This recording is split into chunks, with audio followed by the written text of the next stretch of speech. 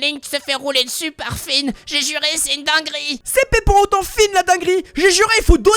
Finn à son prime va esquiver la blague de trucs comme des lances, des rayons soniques, plasmiques et même des éclairs. Ce qui veut dire qu'en termes de vitesse et de réaction, Finn doit réagir dans les 10 microsecondes que met l'éclair pour traverser la salle et le toucher. Ce qui veut dire qu'il a le temps de voir, de se dire qu'il faut bloquer et bloquer l'attaque en 10 microsecondes. Il passe d'une posture neutre à une posture défensive durant ce laps de temps, ce qui veut dire qu'il serait capable d'aller à 216 000 km/h, soit max 176, ce qui est assez pour avoir une énergie cinétique de 5,4 gigajoules dans son bras qui pourrait atomiser n'importe quoi. Mais on parle de Link là. Le frérot revient toujours juste parce qu'il a un Doritos sur la main. Et niveau vitesse, il lui déchausse la mâchoire à la truelle. En prenant en compte le moment où Link esquive un éclair pour rentrer dans les mêmes valeurs, on le voit faire un salto arrière, se poser au sol, puis dash sur son adversaire tranquille pendant que l'éclair est toujours là. Le retour d'éclair bouge en moyenne à 100 millions de mètres par seconde, ce qui veut dire que Link voit au ralenti tellement il va vite. Après un calcul rapide, on peut en déduire que Link va à 4,4 x 10 puissance 15 mètres par seconde, soit Mach 1,2 x 10 puissance 13, ou grosso modo 150 millions de fois la vitesse de la lumière. Donc non, tu dis de la D quand tu dis que